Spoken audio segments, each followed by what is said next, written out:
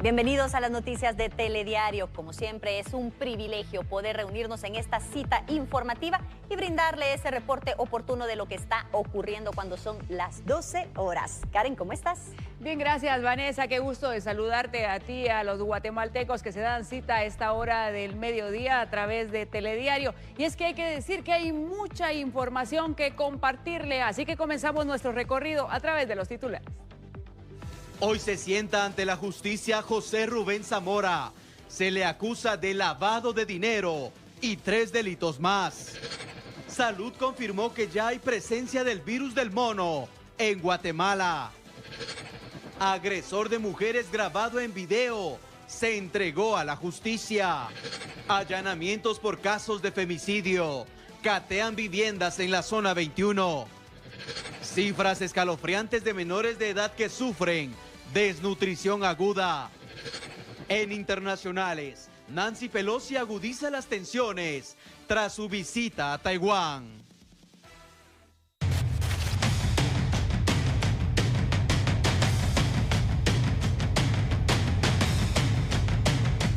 Y el presidente del periódico podría imponérsele una condena de 20 años de prisión.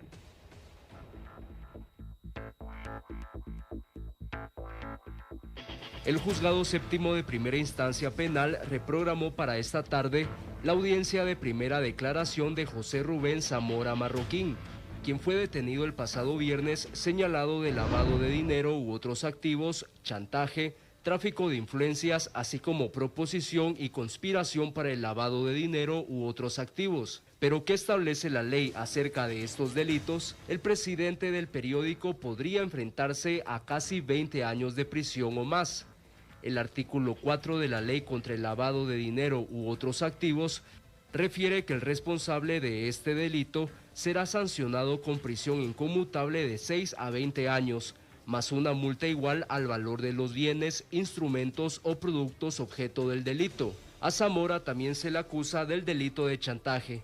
Según la RAE, esta palabra es sinónimo de extorsión. En el Código Penal, en su artículo 262, se establece que comete delito de chantaje quien exigiere a otro dinero, recompensa, amenaza directa o encubierta de imputaciones contra su honor, prestigio, violación, divulgación de secretos en perjuicio del mismo, de su familia o de la entidad en cuya gestión intervenga o tenga interés. Si el señor José Rubén Zamora fuera hallado culpable de chantaje, por este delito el responsable, según la ley, puede ser sancionado con prisión de 3 a 8 años. Pero al presidente del periódico también se le acusa de tráfico de influencias, que no es otra cosa, basados en la ley, que una persona que se aprovecha de su posición, rango jerárquico, amistad o vínculo personal para obtener un beneficio indebido. La ley contra la corrupción establece en su artículo 449 bis, tráfico de influencias, que quien cometiere este delito puede ser sancionado con penas de prisión de 2 a 6 años e inhabilitación especial. Por si fuera poco, se le señala de proposición y conspiración para el lavado de dinero u otros activos. Al respecto, la ley señala que quien cometiere este delito podría enfrentar la misma pena de prisión señalada en el artículo 4 de la Ley contra el lavado de dinero, rebajada en una tercera parte. Es decir, que por este delito podría recibir una condena entre 2 y 6 años y medio de prisión inconmutables según la ley. Mientras tanto, Zamora guarda prisión preventiva ordenada por un juez. Será la justicia quien establezca si el dueño del periódico es ligado o no a proceso. La audiencia de primera declaración de José Rubén Zamora se llevará a cabo esta tarde.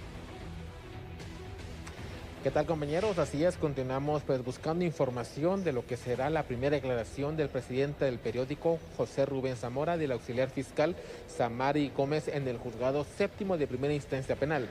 Diligencia judicial que está programada para que inicie a las 2 de la tarde de este 3 de agosto en el quinto nivel de la Torre de Tribunales. Se ha confirmado de que la persona, el empresario Zamora, no ha sido trasladado por el sistema penitenciario a la Torre de Tribunales. Esto obedece a que las judicaturas, los jueces son quienes le indican a la institución carcelaria el horario para el traslado de un privado de libertad. Entonces se nos ha indicado de que el traslado será a la 1 de la tarde, tomando en consideración que la audiencia inicia a las 14 horas, estará José Rubén Zamora y Samari Gómez 60 minutos antes, previo a que inicie la primera declaración ante el juez séptimo de primera instancia penal.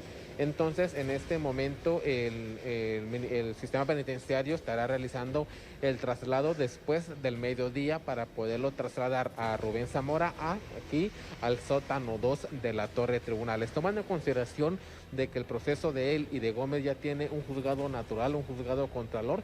Entonces únicamente los custodios estarán preguntando si lo trasladan al nivel 4, donde está la judicatura 7, o bien lo trasladan al nivel 5, donde se estará realizando la diligencia. Además, también siempre se contemplan unos minutos antes para que la persona privada de libertad, en este caso José Rubén Zamora y la auxiliar fiscal Samari Gómez, tengan algunos minutos para poder platicar con sus abogados defensores respecto a la acusación que tiene el Ministerio Público en contra de ellos y poder presentar o bien elaborar lo que sería la defensa técnica. Entonces, compañeros, les repito, el arribo de José Rubén Zamora a Torre de Tribunales será a la 1 de la tarde, también el de Samari Gómez, 60 minutos antes que inicie esta primera declaración en el 5º nivel de la Torre de Tribunales, donde ya se ha mencionado de que este lugar está siendo, es una de las salas de mayor capacidad aquí en Torre de Tribunales. Entonces se prestó esta sala de audiencias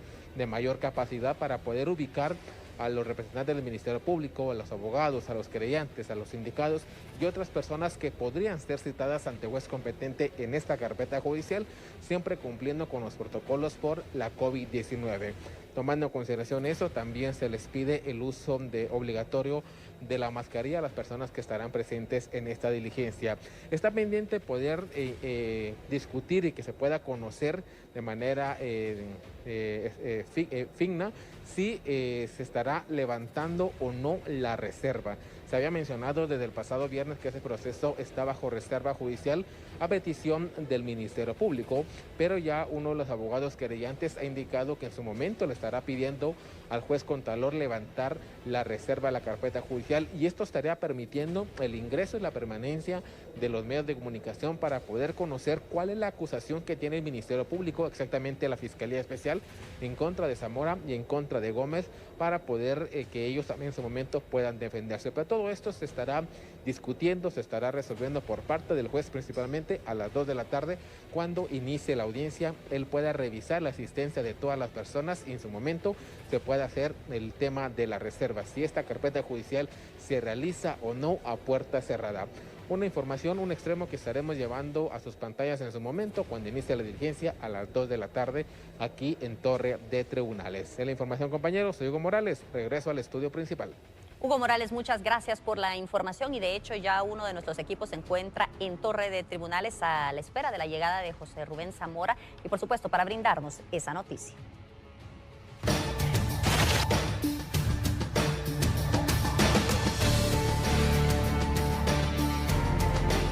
Y como resultado de los allanamientos efectuados por la policía en diferentes departamentos, se ha logrado desarticular una banda criminal.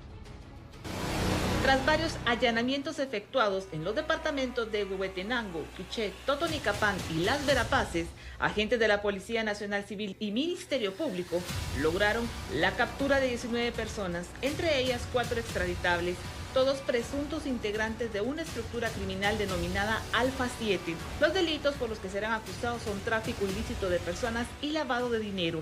Los extraditables son Felipe Diego Alonso, alias 7, de 38 años, presunto líder de la estructura criminal. Mateo, alias Bailey, de 42. Nesli Noberto Martínez Gómez, alias Canche, de 37. Juan Gutiérrez Castro, alias Andrés, de 45 años, conocido también como José de la Cruz, alias Juan. Durante los allanamientos fueron decomisados más de 360,000 quetzales, 6 armas de fuego, una tolva, 18 celulares y 10 vehículos.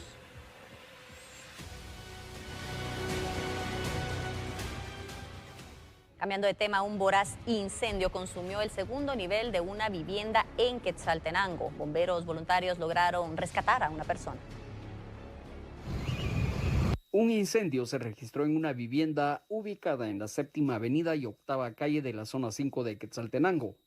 La misma se encontraba en el segundo nivel y por razones no establecidas la misma prendió en llamas.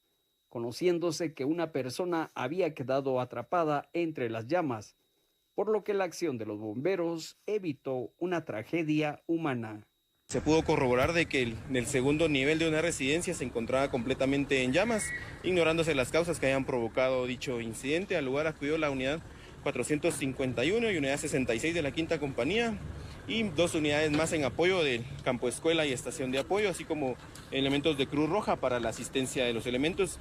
Del lugar se evacuó a un paciente que responde al nombre de Boris de León, el cual se encontraba atrapado dentro de una de las habitaciones. Elementos de bomberos lo pudieron localizar, lo encaminaron hacia una de las puertas y ya posteriormente fue evacuado por personas particulares que se encontraban en el lugar. Asimismo también se trasladó al padre del joven que responde al mismo nombre, de Boris de León, de 40 años de edad. Ambos fueron trasladados en condición estable hacia la emergencia del Hospital Regional de Occidente por unidad de Cruz Roja. El área donde se registró este incendio es bastante comercial, lo cual puso en aprietos a comerciantes del lugar. 2 locales en la parte baja de este incendio fueron evacuados por prevención. La Cruz Roja asistió a una señora de aproximadamente 50 años por presentar crisis nerviosa.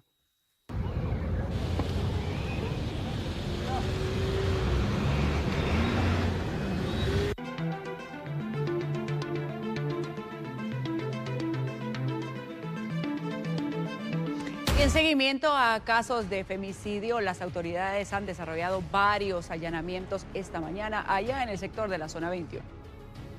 Una serie de allanamientos que se desarrollaron esta mañana en el asentamiento Unidos por la Paz y asentamiento Eucaliptos en la zona 21 de la ciudad de Guatemala, en donde pues se realizaban diligencias con el objetivo de capturar a personas o recolectar indicios que tuvieran que ver con el delito de femicidio.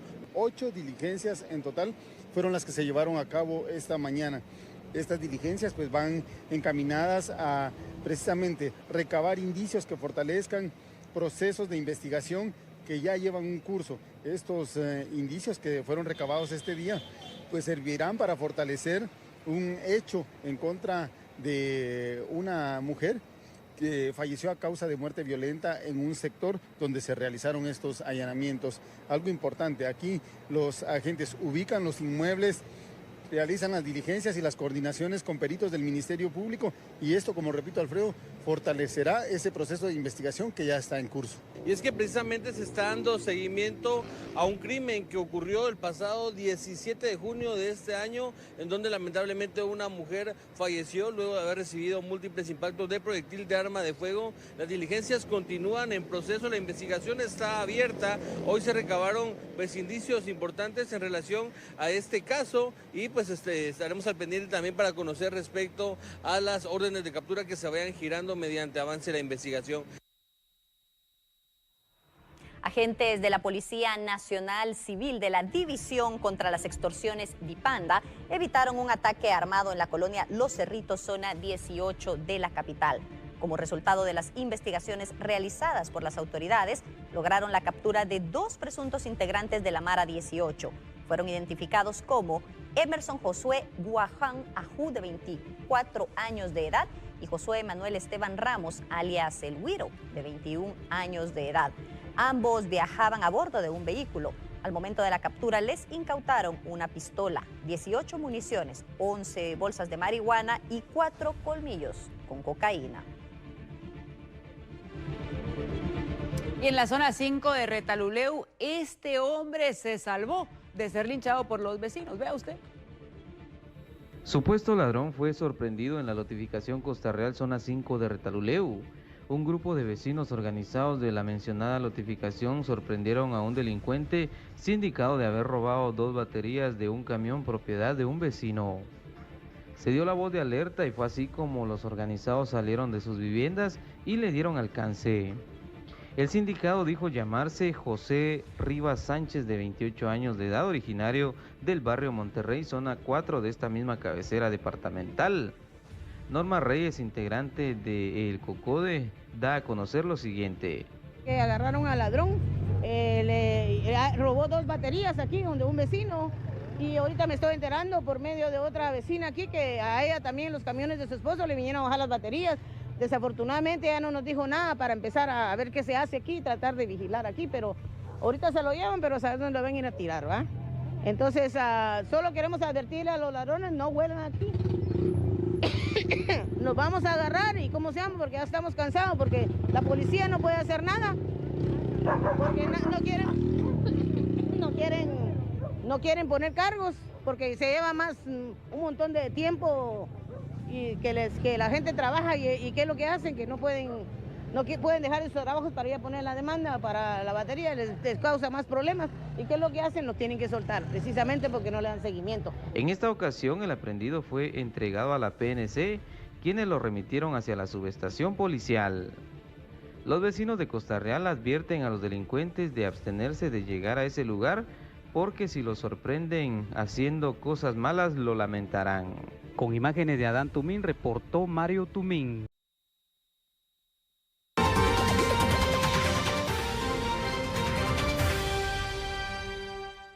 Un fuerte accidente de tránsito se registró sobre la avenida del Cementerio. Esta es la información que se genera al respecto. Es información que tenemos, avenida del Cementerio 17, calle de la zona 3. Se está dando este accidente de tránsito donde usted puede observar una conductora quien viajaba en este vehículo ha volcado en este sector al colisionar con otro vehículo color blanco que está muy cerca de donde nosotros nos encontramos. Observe usted el aparatoso accidente. En este momento trabajan bomberos voluntarios quienes llegaron rápidamente y auxiliaron a la conductora de este vehículo. Observe, quedaron totalmente volcado en este sector. Tratamos de observar que aún tratan de sacar a la señora y como usted puede observar, únicamente sus pertenencias quedaron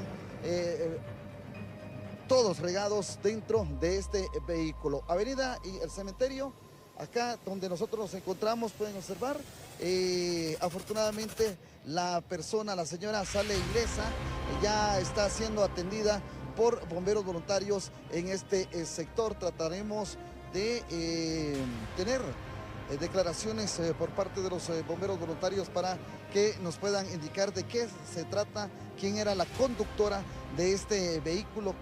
Informamos que bomberos voluntarios fuimos alertados a la avenida del Cementerio y 17 calle, esto en la zona 3, en donde se nos indicaba de un vehículo volcado. De inmediato se movilizaron técnicos en urgencias médicas, quienes al llegar a este lugar localizan un vehículo color gris sobre la cinta asfáltica volcado, como nos habían indicado. Al momento de acercarnos a este vehículo, en el interior aún se encontraba una persona de género femenino de aproximadamente 65 años de edad, quien es extraída y luego es estabilizada. En estos momentos está siendo estabilizada por paramédicos del casco negro.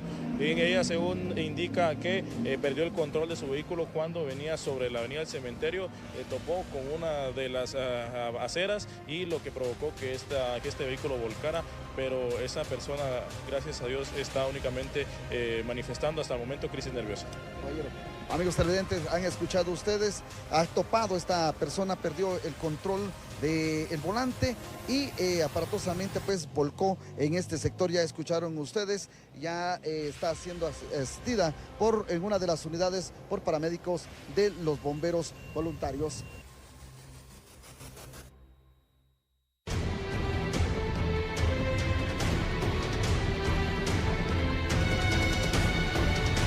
Y al menos 19 menores de edad han fallecido este año por desnutrición aguda. Es imprescindible hablar del tema de la seguridad alimentaria y nutricional en nuestro país. Y es que hasta la fecha se reportan al menos 19 casos de fallecimientos de menores entre 0 y 5 años de edad por desnutrición aguda a nivel nacional. Según los datos de las autoridades y en este caso del Ministerio de Salud Pública y Asistencia Social, la mayoría de fallecimientos se ha registrado en Alta Verapaz con 4 casos, seguido del departamento de Guatemala con 3 casos, Chiquimula con 2 casos y Huehuetenango con 2 casos. Entre las estadísticas también resalta el reporte de 12.559 casos de desnutrición aguda ya en tratamiento y que han sido detectados en distintos puntos del territorio nacional. Los datos además refieren que entre las principales víctimas se encuentran niños entre 0 y 24 meses de edad, quienes son los más afectados, no solo por el padecimiento, sino también porque hay mayor mortandad entre el rango de edad antes mencionado. Entre los resultados principales destaca que también se ha investigado 56 casos de fallecimientos que pudieron estar relacionados al tema de desnutrición. Sin embargo, estos 56 fueron descartados.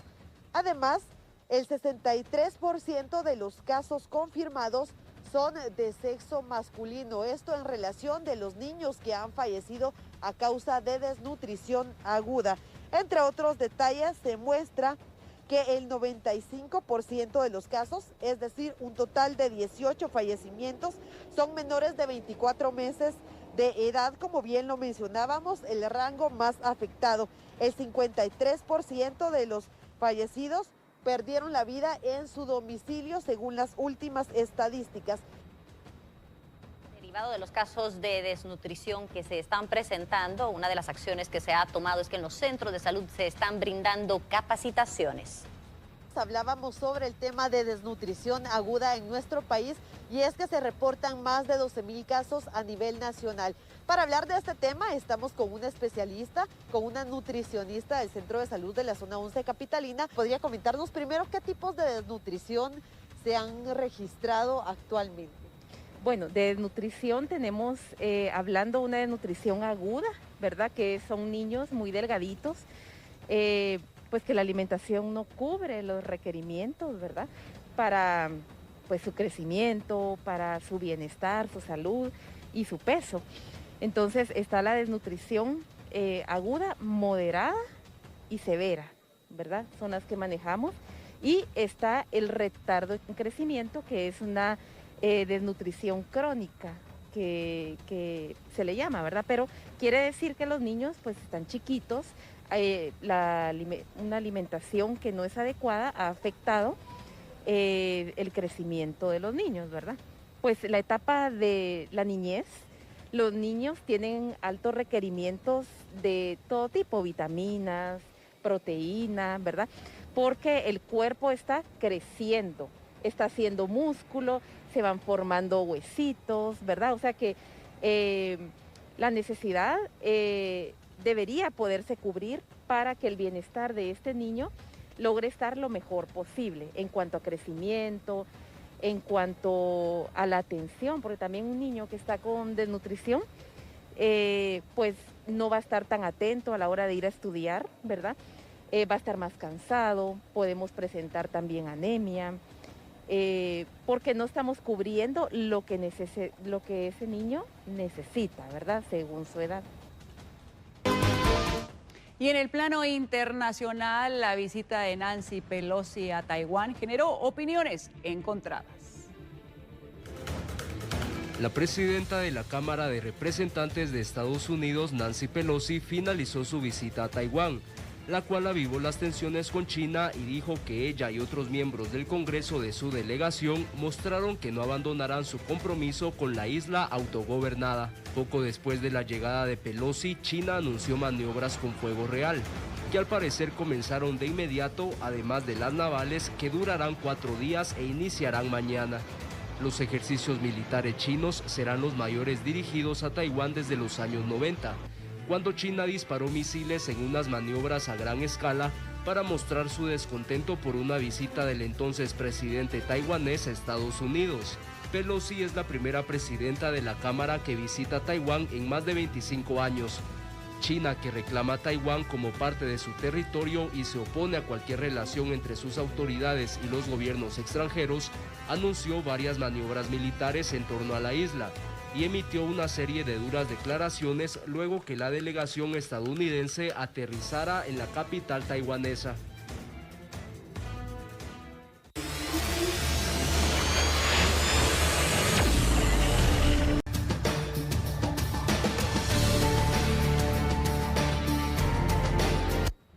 Y tome en cuenta que el ministro de Salud confirmó el primer caso de viruela del mono en nuestro país.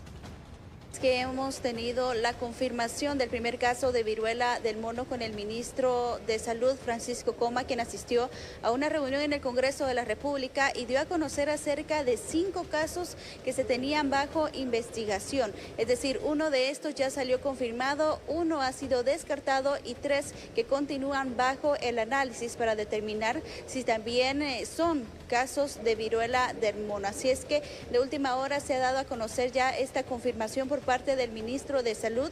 Vamos a escuchar las declaraciones de qué es lo que ha dicho al respecto de este caso. Veamos. Sí, hoy en la mañana lo anunciamos oficialmente. Desgraciadamente sí tenemos ya un caso confirmado y tenemos un caso descartado y 3 casos en estudio. Esperamos tener los resultados probablemente el día de hoy, de lo cual estaremos informando. ¿Cómo se da este contagio? No tenemos todos los detalles, sabemos que es una persona que estuvo en contacto en el extranjero, en Guatemala, con un extranjero. Así que bueno, recordemos cuáles son las vías de transmisión y sobre todo recordarle que la población en mayor nivel de riesgo es los pacientes inmunocomprometidos. Esta persona está recibiendo tratamiento, en aislamiento en su casa, el tratamiento es convencional, el paciente está estable y básicamente estamos dando seguimiento a sus contactos. Miren, no tengo yo los datos exactos, pero usualmente se les da seguimiento y se les mantiene en aislamiento hasta que desaparecen las lesiones y los síntomas. Esta persona de 31 años que confirmó el ministro de Salud Francisco Coma se encuentra bajo aislamiento y ya bajo la supervisión de salud para determinar cuál será el comportamiento de esta enfermedad y esperar también que no se propague. Recordemos que lo que ya ha dicho el Ministerio de Salud es que esta enfermedad se contagia vía transmisión sexual, es decir, si las personas llegan a tener algún tipo de contacto directo con otra persona, principalmente entre hombres, según se ha dado a conocer, se podría llevar a cabo esta transmisión. Así es que, como repito, hay 3 casos bajo investigación, según confirmó el ministro Francisco Coma, uno que ha sido descartado y este que ya se ha confirmado por parte de las autoridades y que se encuentra bajo tratamiento médico.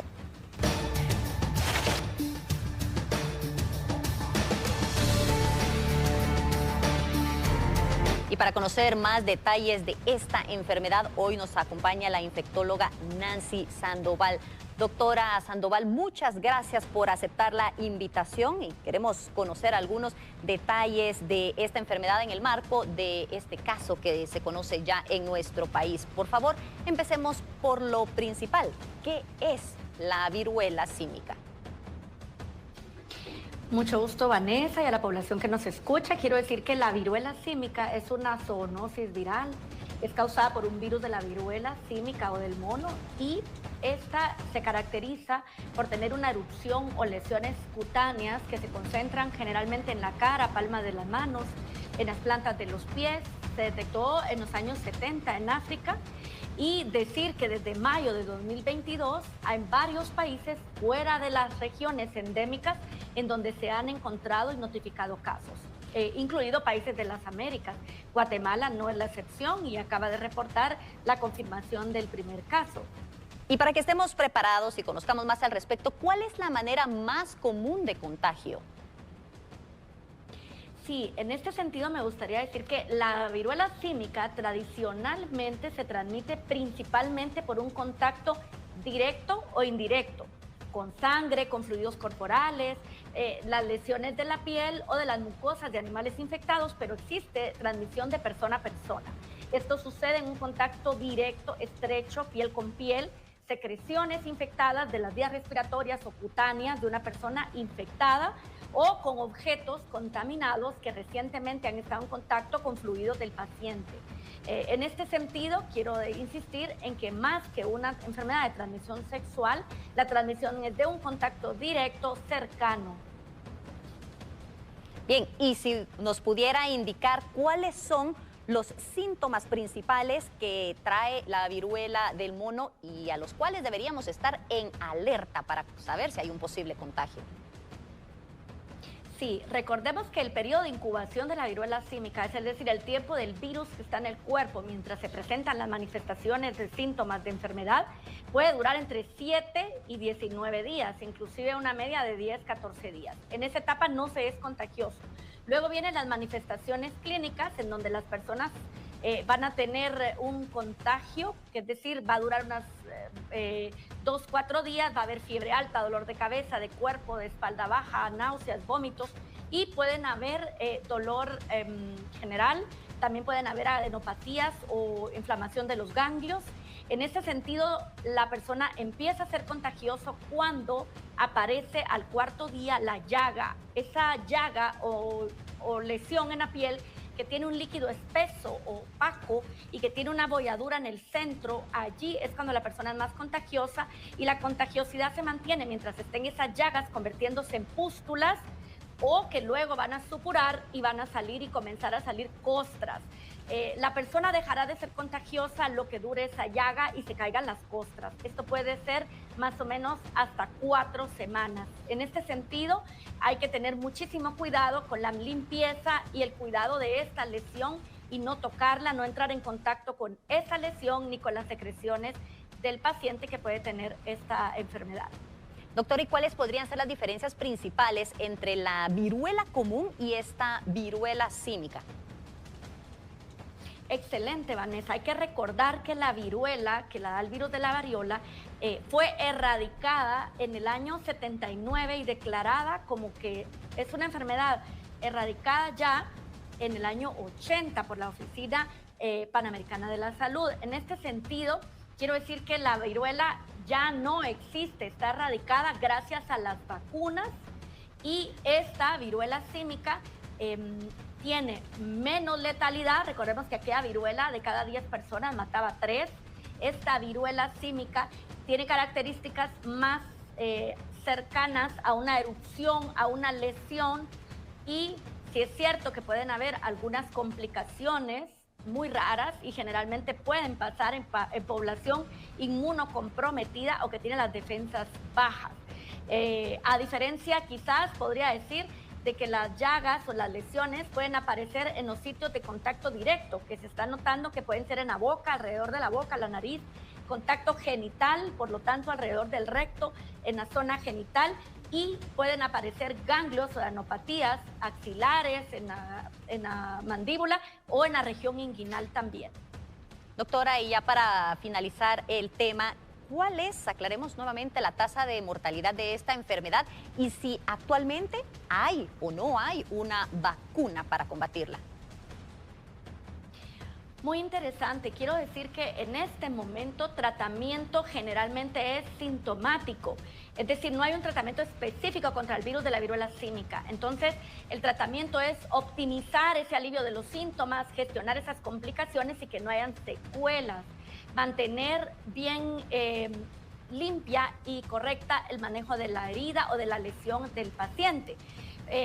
Lo que sabemos de este brote es que está teniendo por población o un ataque a una población que tiene alta exposición a esto. En este sentido, decir que la mortalidad hasta las series grandes que estamos leyendo está siendo mucho más baja que las mortalidades que presentaba viruela, y las series, por ejemplo, que se están reportando, muestra que la gran mayoría de las personas, incluidas las que han tenido complicaciones, están resolviendo satisfactoriamente. Para resumir el tema de la vacuna, existen vacunas que han sido probadas, sobre todo en otros contextos, no en pacientes enfermos con viruela del mono, pero que en otros países las están utilizando no para la población en general, sino para la población como trabajador de salud con alta exposición y personas que tienen contacto con las lesiones o pacientes que tienen contacto con personas que están con la enfermedad. Doctora, sobre todo inmunocomprometidos.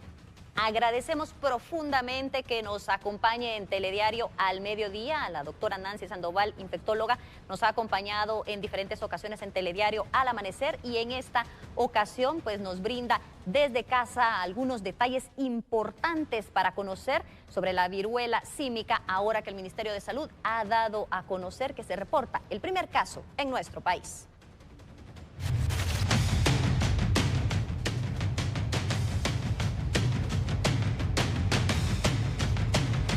Pasamos a otro tema porque el abogado Raúl Falla se refirió al caso Zamora.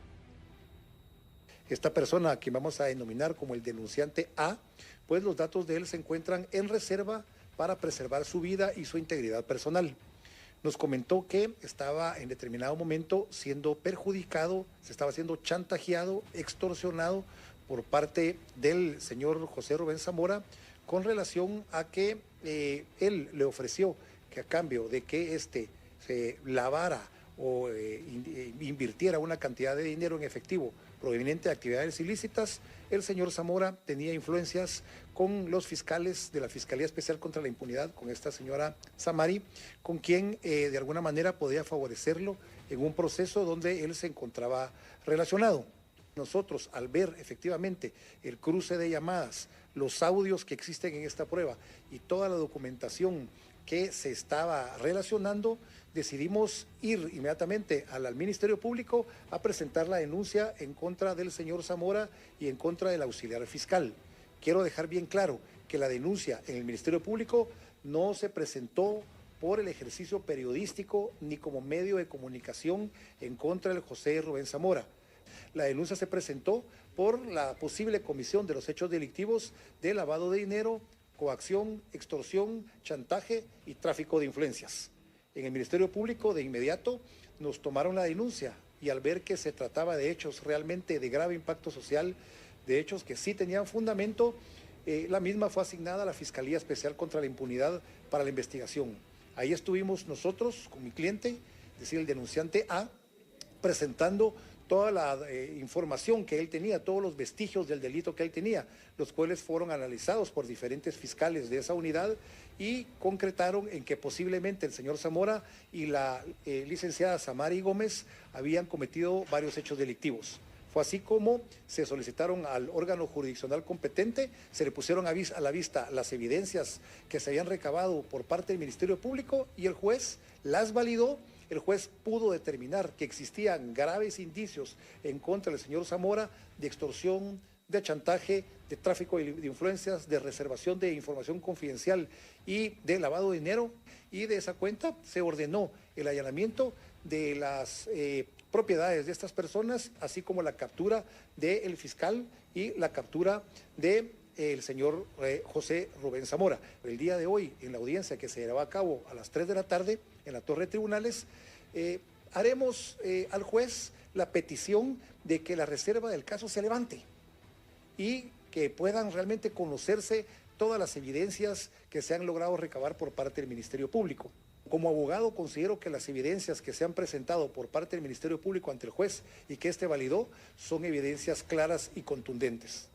Hay que indicar también que ellos, sabiendo que es un delito el chantajear, que es un delito el coaccionar personas y lavar dinero, decidieron hacerlo, por lo cual tendrán, desde luego, que sentarse hoy en esa audiencia y responder ante la ley por la comisión de estos hechos delictivos, que el señor Zamora no estaba ejerciendo esas actividades de lavado de dinero solo.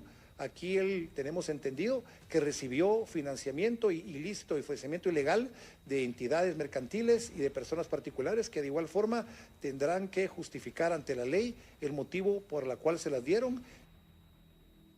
Y a propósito de este tema, la audiencia de primera declaración de José Rubén Zamora se llevará a cabo en horas de la tarde de esta jornada.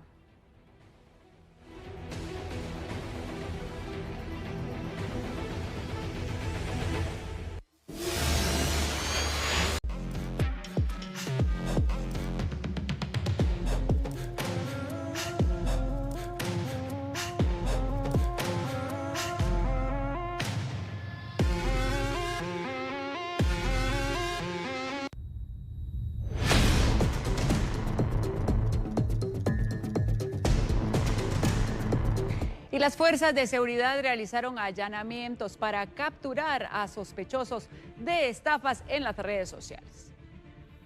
Una serie de operativos, estamos hablando específicamente de allanamientos para dar con los responsables de estafas cibernéticas. Y es por eso que hoy estamos con Jorge Aguilar Chinchilla para tener toda la información de estas diligencias. Jorge, buenas tardes.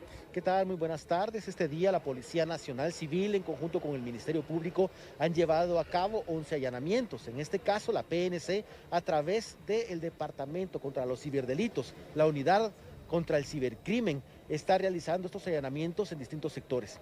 ¿Por qué esta unidad específicamente? Porque la denuncia determina que hay personas que están haciéndose pasar por familiares de ciudadanos guatemaltecos o de amigos a través de las distintas redes sociales. Llegan a tener y a ganar esa confianza luego de tener intercambios de mensajes y de ofrecimientos de algún tipo de encomienda o de regalo que les van a enviar, pero que es necesario tener un depósito monetario porque hay un problema.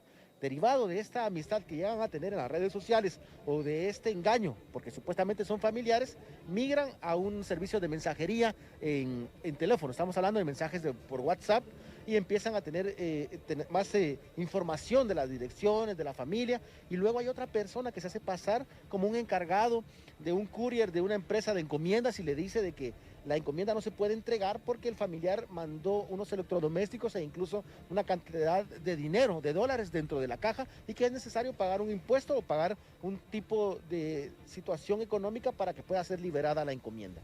En este caso se logró determinar que estas personas han llegado a cobrar de 1,000 hasta 20,000 quetzales a través de depósitos bancarios en cuentas en distintos bancos nacionales, pero también han realizado algún tipo de transacción internacional por las distintas empresas para hacer depósitos en Estados Unidos. Se logró determinar que los teléfonos que han estado realizando este tipo de mensajería extorsiva o de chantajes o de engaños es específicamente teléfonos en Guatemala, Bolivia, Ecuador y también teléfonos en Estados Unidos. Números de teléfonos de estas localidades se ha logrado determinar sobre este tipo de estafas que se han estado realizando. Muchas gracias, Jorge, por todos los detalles. Es la información que tenemos respecto a las acciones que están desarrollando integrantes de la Policía Nacional Civil, esta investigación en torno al tema de estafas.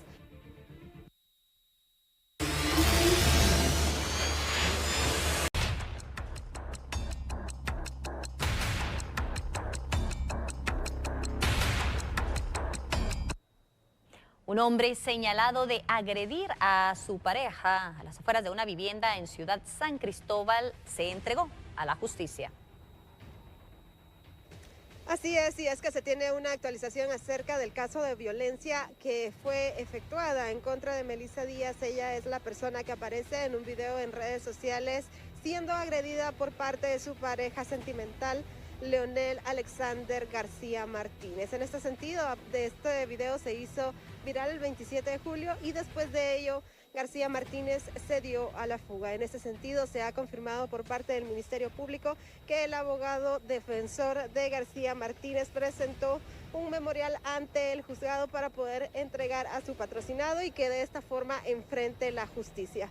En este caso también se informó de que la audiencia de primera declaración fue programada para este miércoles a las 2 de la tarde en la 11 Avenida 11-47 de la zona 7 de La Verbena, el lugar en donde me encuentro ubicada en este momento, específicamente el juzgado de violencia contra la mujer Maimí. En este sentido, entonces, se espera que la audiencia de Leonel Alexander García Martínez se celebre este día a las 2 de la tarde.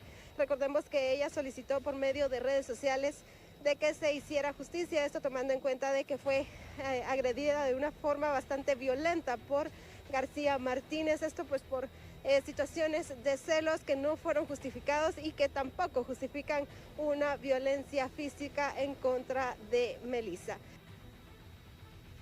Con esta información ponemos punto final a la emisión de Telediario al mediodía. Les recordamos que nuestros equipos están atentos en Torre de Tribunales porque esta tarde se llevará a cabo la audiencia de José Rubén Zamora. Hasta aquí llegamos con nuestro recorrido informativo. Gracias por haber estado con nosotros. Quédese con nosotros ya en sintonía de la programación de Canal 3.